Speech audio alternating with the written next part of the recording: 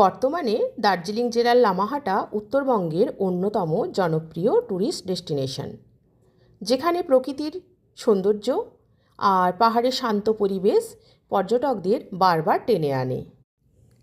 কিছু জায়গা আছে যেখানে পৌঁছালে মনে হয় প্রকৃতি নিজেই যেন কবিতা লিখছে।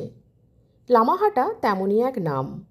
পাহাড়ের ঢালে ঢালে মেঘের খেলা, পাইন বনের ফিসফিসানি আর নীরবতার গভীরে লুকিয়ে থাকা অদ্ভুত এক শান্তি, সব মিলিয়ে উত্তরবঙ্গের বুকে আঁকা এক জীবন্ত জলরঙের ছবি হলো লামাহাটা।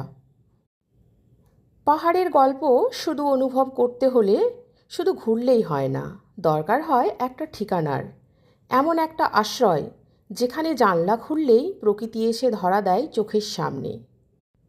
তাই আজ আমি আপনাদের পরিচয় করিয়ে দেব লামাহাটা পার্কের ঠিক সামনে থাকা এমন একটা প্রপার্টির সঙ্গে, যা এই পাহাড়ি সফরকে আরও স্মরণীয় করে তুলতে পারে। Summit enigma resort and spa basically একটা 3 স্টার প্রপার্টি, আর বিশ্বাস করুন এই প্রপার্টিটা সত্যি দারুণ। আর এটা হতে পারে একটা আপনার জন্য শান্ত পাহাড়ি গন্তব্য। চলুন প্রথমেই এই সুন্দর প্রপার্টিটার এক ঝলক আপনাদের দেখিয়ে দিই। ওই যে পাহাড়ের টপে দেখা যাচ্ছে, ওটাই summit enigma resort and spa, একদম পাহাড়ের টপের ওপর অবস্থিত। ওখান থেকে দেখুন নিচেটাতে এই রকম দেখায়।